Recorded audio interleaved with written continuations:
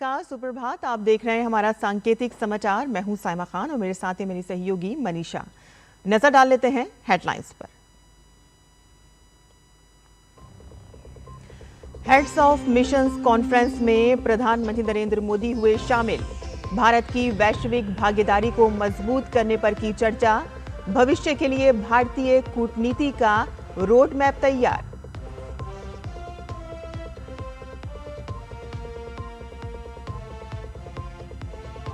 गृह मंत्री अमित शाह का लद्दाख दौरा। भगवान बुद्ध के पवित्र अवशेषों का करेंगे दर्शन। साथ ही 10,000 लीटर उत्पादन की क्षमता वाले डेयरी प्लांट की रखेंगे आधारशिला।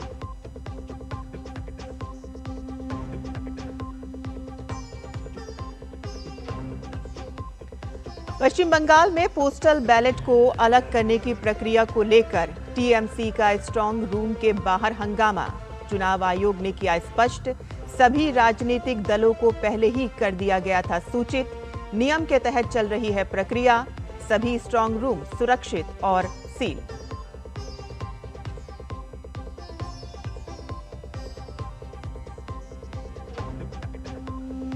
डोनाल्ड ट्रंप का बयान। ईरान अमेरिका के साथ डील करने के लिए आतुर। उसकी अर्थव्यवस्था हो चुकी है पूरी तरह से तबाह। ईरान ने कहा कि अगर फिर से हमले हुए तो मिलेगा करारा जवाब।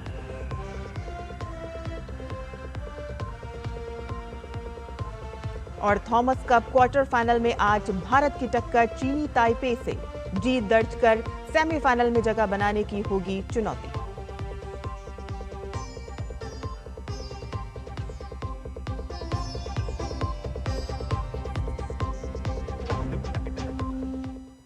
और अब समाचार विस्तार से। प्रधानमंत्री नरेंद्र मोदी नई दिल्ली में हेड्स ऑफ मिशंस कॉन्फ्रेंस में शामिल हुए। उन्होंने सोशल मीडिया साइट एक्स पर जानकारी दी कि इस दौरान व्यापार, प्रौद्योगिकी और रणनीतिक साझेदारियों को बढ़ावा देकर भारत की वैश्विक भागीदारी को मजबूत करने पर विस्तार से चर्चा की और साथ ही अपने प्रवासी समुदाय के साथ जुड़ाव को और गहरा करने पर भी चर्चा की। गौरतलब है कि 11वें हेड्स ऑफ मिशंस कॉन्फ्रेंस का आयोजन 28 से 30 अप्रैल तक नई दिल्ली में आयोजित किया गया, जिसका विषय 2047 के लिए भारतीय कूटनीति में सुधार था। अमित शाह लद्दाख के 2 दिवसीय दौरे पर हैं और इस दौरान वे भारत में भगवान बुद्ध के पवित्र अवशेषों की पहली अंतर्राष्ट्रीय प्रदर्शनी में भाग लेंगे, जो आज बुद्ध पूर्णिमा के अवसर पर शुरू होगी। इसके अलावा अमित शाह करगिल में 10 TLDP क्षमता वाले डेयरी प्लांट का शिलान्यास करेंगे। और इससे पहले अमित शाह गुरुवार को लेह पहुंचे। उन्होंने एक्स पर एक संदेश में कहा कि कल लद्दाख के लिए एक ऐतिहासिक दिन होगा, जब बुद्ध पूर्णिमा के शुभ अवसर पर भगवान बुद्ध के पवित्र अवशेष लद्दाख वासियों के दर्शन के लिए उपलब्ध होंगे। शाह ने अपने संदेश में कहा कि मैं स्वयं को सौभाग्यशाली मानता हूं कि मुझे भी कल इन पावन अवशेषों के दर्शन का दुर्लभ अवसर प्राप्त होगा। उन्होंने कहा कि इन पवित्र अवशेषों के आगामी 2 सप्ताह तक लद्दाख वासियों को सुगमता से दर्शन हो सके। इस संबंध में आज लद्दाख के उपराज्यपाल, नेताओं और संबंधित अधिकारियों के साथ बैठक की।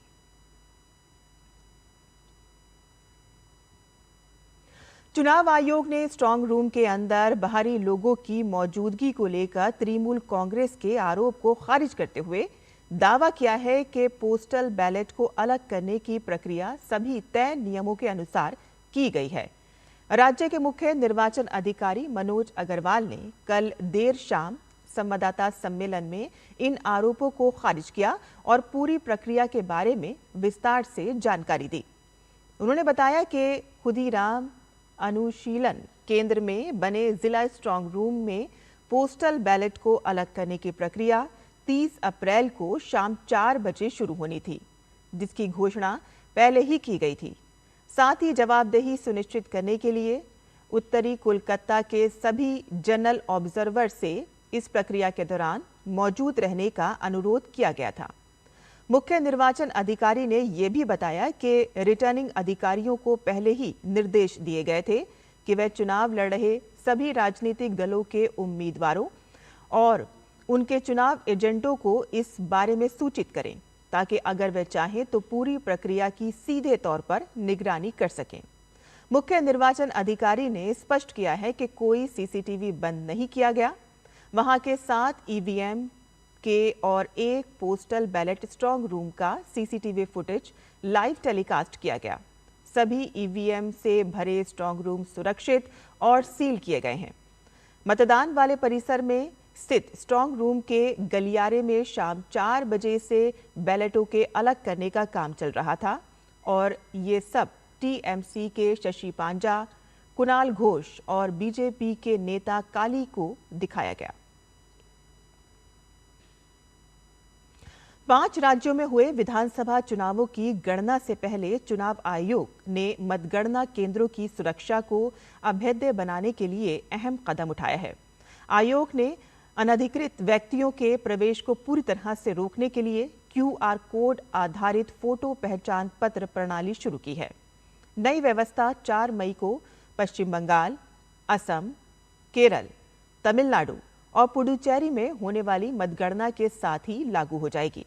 ये नई डिजिटल पहल निर्वाचन आयोग द्वारा पिछले 1 साल में शुरू की गई 30 से अधिक उन सुधारवादी पहलों का हिस्सा है जिसका उद्देश्य चुनावी प्रक्रिया को पारदर्शी और सुरक्षित बनाना है।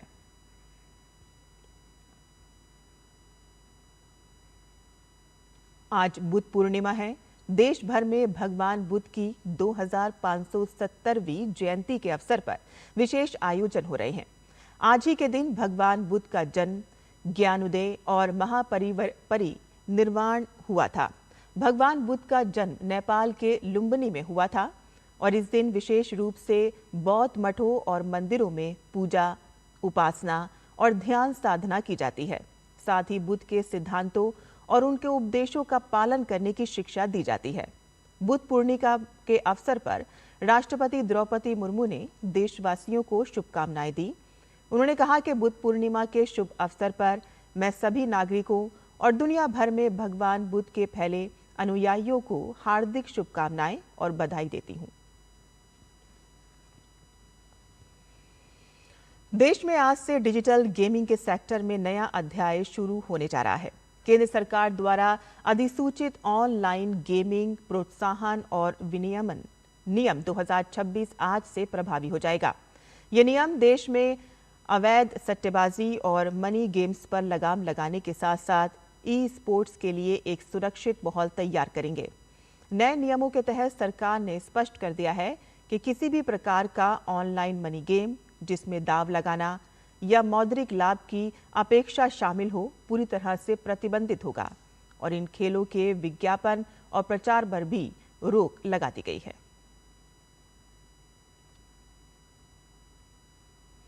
पश्चिम एशिया संकट पर अमेरिकी राष्ट्रपति डोनाल्ड ट्रंप ने एक बार फिर से दावा किया है कि ईरान समझौते के लिए बेताब है। अमेरिका ने ईरान की न्यूक्लियर कैपेसिटी खत्म करने का दावा किया है। ट्रंप का दावा है कि ईरान की नेवी, एयरफोर्स और हर तरह का इक्विपमेंट लगभग खत्म हो गया है। उन्होंने दावा किया है कि ईरान की करीब 82% ड्रोन फैक्ट्रियां बंद हो गई हैं और वो डील करने के लिए बेताब है। अमेरिका का कहना है कि ईरान के परमाणु कार्यक्रम पर रोक की शर्त पर भी युद्ध विराम हो सकता है। वहीं दूसरी तरफ ईरान ने किसी भी दबाव में बातचीत से इनकार कर दिया है।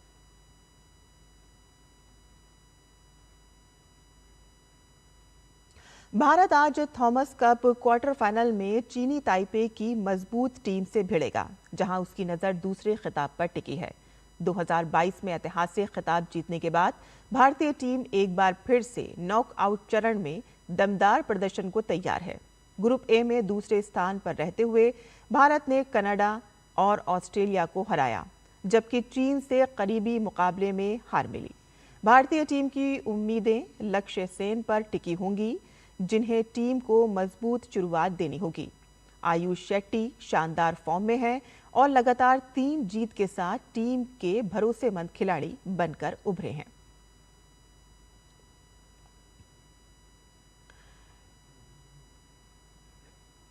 और इसी के साथ ही हमारा ये सांकेतिक समाचार यहीं खत्म होता है। मुझे और मेरी सहयोगी मनीषा को अनुमति दें। आप देखते रहिए डीडी न्यूज़। नमस्कार।